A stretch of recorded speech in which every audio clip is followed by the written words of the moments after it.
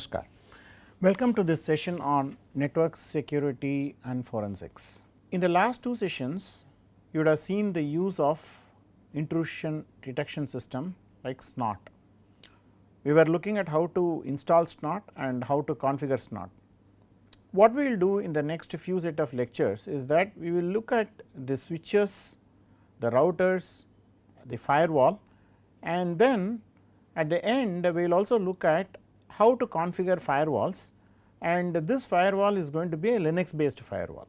Okay. We will be using our own, see we will see that there are different types of firewalls, and then we will be using our own Linux based firewalls. We will be using something known as IP tables to fix the firewall configuration. So, before that we will try to understand about switches, what type of logs these kind of switches provide, what types of log these kind of routers provide. Many of these switches and routers you can either buy a commercial product, or you could actually design your own switches or routers, especially routers. I mean, you can use Linux as the OS. Okay. There is something known as Zebra. Okay. You can use Zebra OS and then build your own router.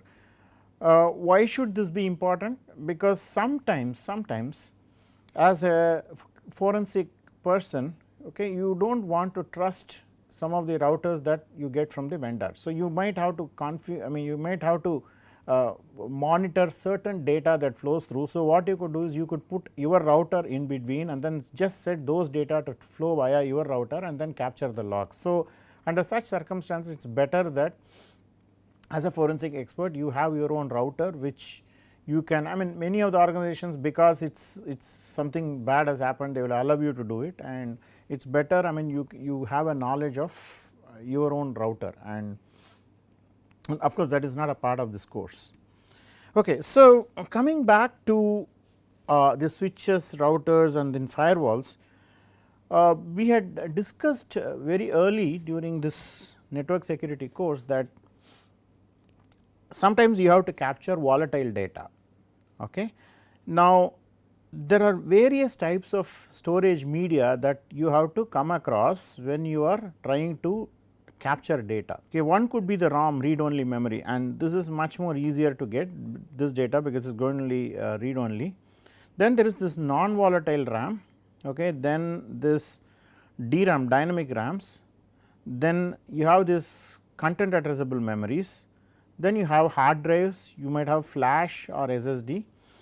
Okay. So, now out of all these things, okay, so things like CAM, DRAM, all these two components, at least they store something like the route tables or the IP tables. They are used mostly for some type of caching the data or the routing tables. So, you will not have this value all along. Say for example, in a CAM, content addressable memory, see it stores a routing table, and routing table, as you know, could be dynamic. Okay. So, if a particular route is not accessed quite frequently, okay, the CAM can actually move that route out or flush it out of its memory, and in that case you will actually lose the route, okay, which was there for some time, but then it has now disappeared because the system itself flushed the route. Okay. So, this, for example, someone might try to create a path for a short period of time to snoop into your data, and once you do that, okay, this entry will actually get stored into a CAM. So, for example, someone is trying to do a man in the middle attack, okay, or a person in the middle attack to be precise. Okay. And what he will do is he will try to connect his router, and what happens is once you connect the router, the routing table gets updated. Okay. Now, this routing table gets updated and gets stored in the CAM, okay, content addressable memory, for some time, as long as there is a data flow between this person's computer and the other router. Okay. Once that connection is gone, the value in the CAM will be retained for a short period of time, and then it will be removed. Okay. It is automatically flushed. Okay. There are commands in Cisco routers to look at the CAM tables, there are commands to look at the routing tables, and all these commands are there in Cisco routers. I mean, it depends on who is your vendor. Juniper has its own set of commands, Huawei has its own set of commands, Cisco has its own set of commands. So, you should be familiar with how to collect these kind of configuration stuff. Okay. And once something bad has happened, the hard drive, I mean, you know, the regular forensic take the hard drive out and things like that. So, let us come to the 3 devices that we are going to look at. We already had a brief look at firewalls, but we will go into some more details into firewalls and also do some kind of practice sessions on firewall. Before that, let us look at switches. Okay. What does a switch do? Okay. A switch has bunch of ports. So, you could have a 8 port switch or a 16 port switch or a 64 port switch, etc. And these switches maps the MAC address to the switch ports. Okay. So, the advantage and what usually the administrators do is, okay, they will map this your device, okay, the physical location of your device to particular switch ports. For example, if I have a switch in this room, okay, all the computers will connect to that switch. That means, the switch is in a particular location and the computers that are connected to the switch can be identified to state that it is in this location, for example, in this room. Okay. So, that is one advantage of having a switches. Okay. Switches actually tell you, sometimes what happens is switches is in a different place and then you get the connection in the room, but whatever you do, you can actually find out the physical location. Okay.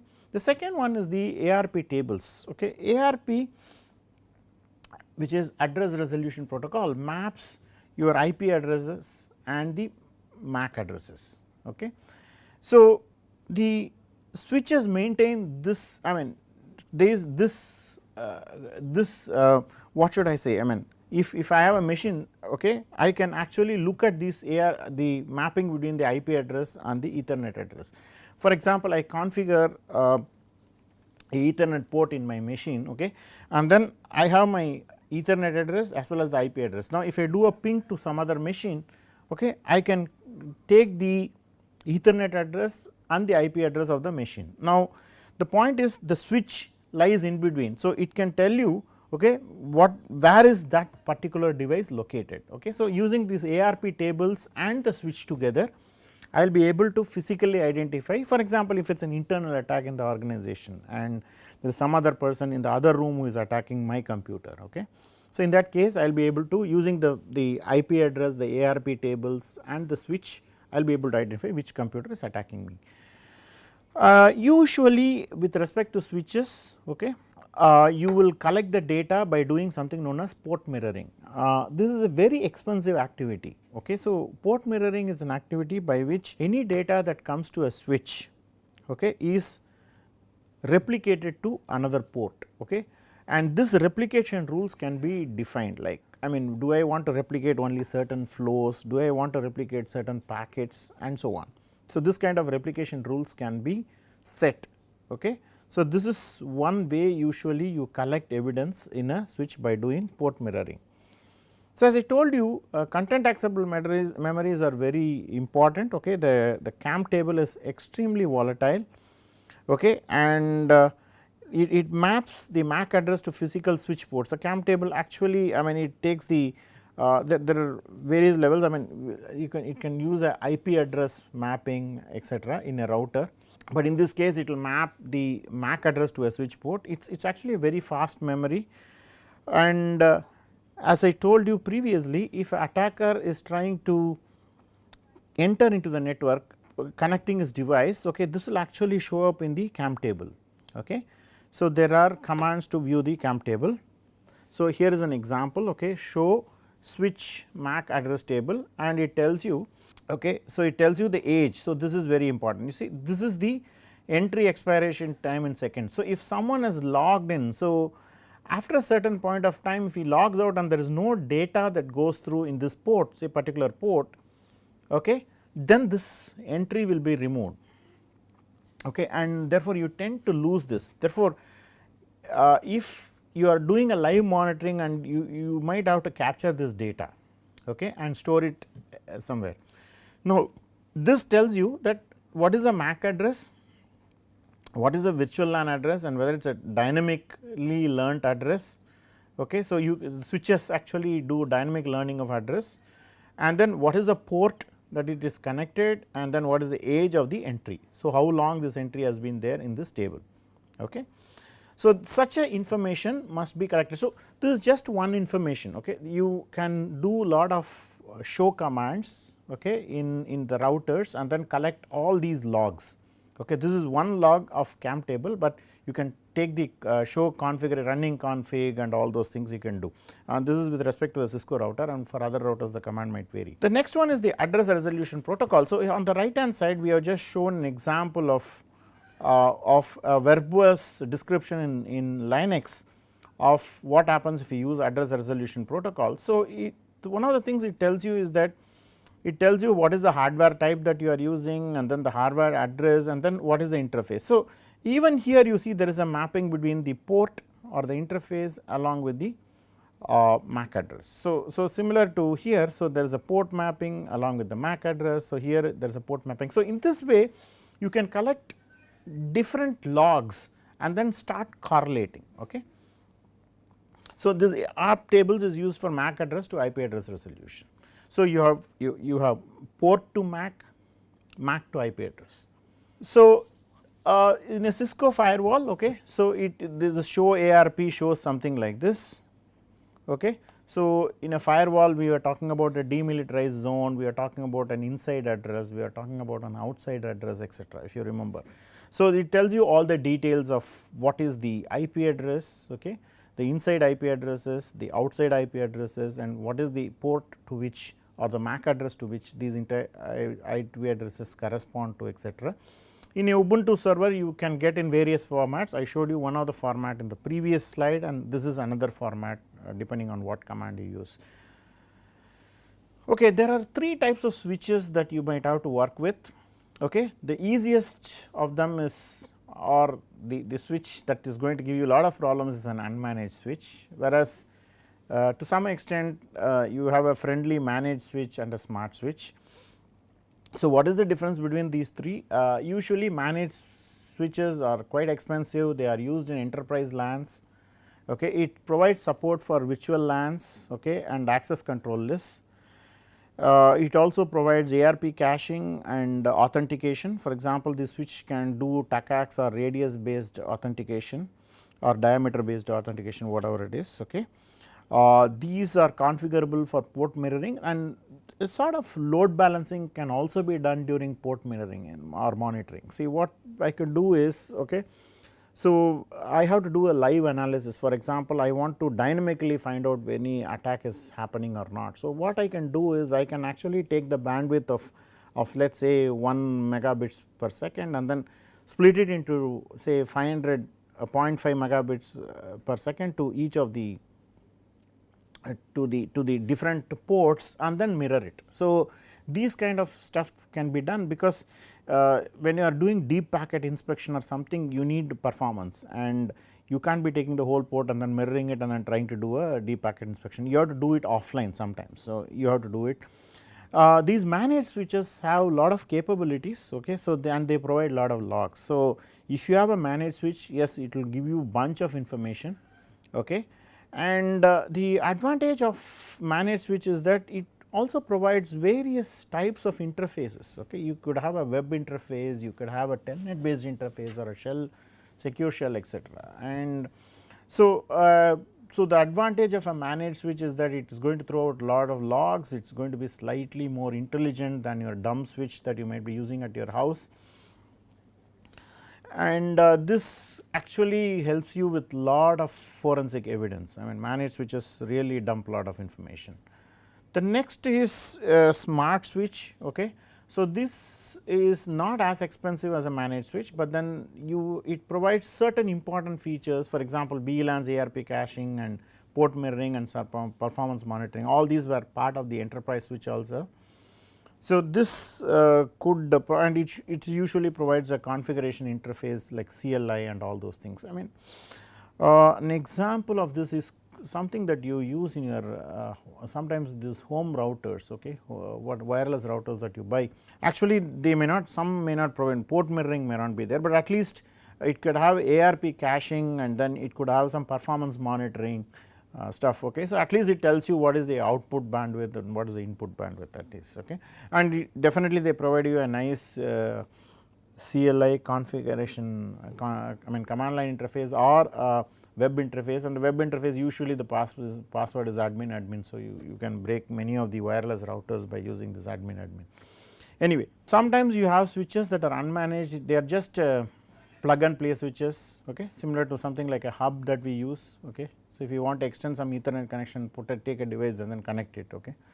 This is of limited or no forensic value. So, these kind of devices are the least preferred if you are a forensic person, and makes your life harder if you want to debug any problem. So, what are all the evidence that we can get out of a switch? Switches usually have a lot of volatile data. So, the problem we are going to face is that you might have to collect the data quite often and then store it somewhere. But something like a running configuration or access control list, since you provide it, okay, these can be captured well. These CAM tables, ARP tables are all volatile data, okay, and sometimes stored packets. See, you can't store all the packets. So, you might have to see something like there are two types of architectures, one is store and forward architecture and things like that. So, cut through and store and forward, etc. So, but then the store and forward, yes, you could capture the packets, but in cut through, okay, you have to dynamically capture the packets, it is extremely expensive. It could provide you some kind of flow and data performance statistics, okay. The non-volatile data that usually you have to acquire is the OS image, because see in terms of legal evidence you have to show that this version of image was running, and so therefore, these vulnerabilities are there and things like that. So, it is always better to find out what version of image is there and take a backup of it. And you might have something like logging data and flow data in some of the managed switches. The next device that we have to look at is routers.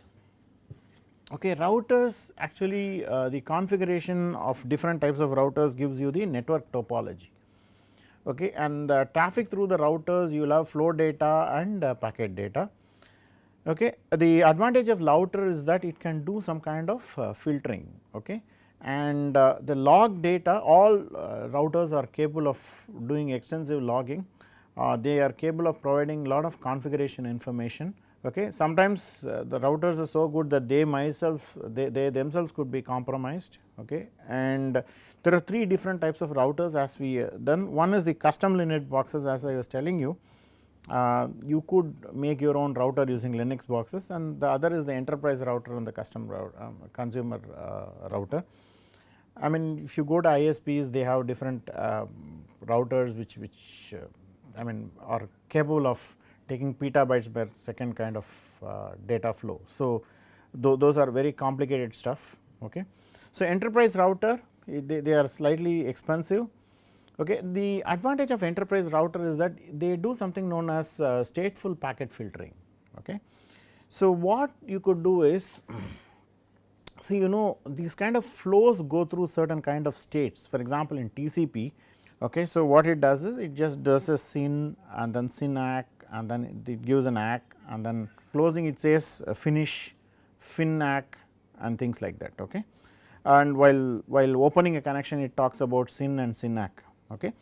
So, these kind of, you could actually say that, okay, I want to filter these kind of packets, okay, and these states in a protocol, etc. So, this kind of stateful filtering, for example, I want to monitor a SIP based phone call, okay. So, then I have to go for stateful filtering. I have to take the end systems which are communicating, then I have to tell you that I have to show that this number was dialed, okay, and that number corresponds to such and such a person, etc. All these things, okay, and still there is a connection established phase. Then once the connection is established in SIP, I mean the data transfer happens, I mean does not go via the controlling server, etc. All these things have to be taken care, because once I have to establish the state, then I have to establish that the connection has happened after the state was set to connect, etc. all these things. So, in order to collect all those forensic evidences, you might need stateful filtering, okay. The next one is the support for many routing protocols, okay. So, routers, For example, if you just take a routing protocol, like you could support, a router could support BGP, it could support OSPF, it could support ISIS, it could support RIP version 1, version 2, etc. So, it is multiple routing protocol supports, and each of the logs could be different, you know, a log that is generated for RIP will be different from the log that is generated for BGP. So, you will have to take care of these aspects also. The third is a router, we may not actually use a routing protocol, but we will use something known as MPLS, multi protocol label switching, where you, instead of using the IP address, you put some labels and then route the data based on labels to get faster switching times. Okay. Then the configuration of NPLS, and then in fact, most of the routers used by ISPs use MPLS. Okay. And so, you have to take the configuration of MPLS and things like that. These routers have high availability and high throughput. They also provide NAT. NAT has been a bane when it comes to forensics, because NAT can be managed by a local router and you have no idea of who was connected into the network. So, NAT is something very difficult for a network forensic guy to work on. Okay. And then it can also do some kinds of event logging. I mean, you can actually configure certain kind of triggers based on certain events. One of the examples is a DDoS attack. I mean, you see a large number of packets going to a particular destination, then the router can trigger something like, you know, we are not expecting this kind of packet flow to this particular destination, but there is so much of packet flow. So, it can actually trigger a event, and this event can be captured. It could be kind of an alert that you send to a management station. So, many of the times the ISPs themselves will prevent you from these kind of attacks, because what happens is when such an attack happens, the bandwidth, effective bandwidth goes down and customers start complaining, etc. So, in order to avoid that problem, they might have some kind of event logging mechanisms that they might provide. So, these are some of the facilities that an enterprise router can have. We will take a look at the other types of routers in the next session, and we will also take a look at firewalls. Thank you very much.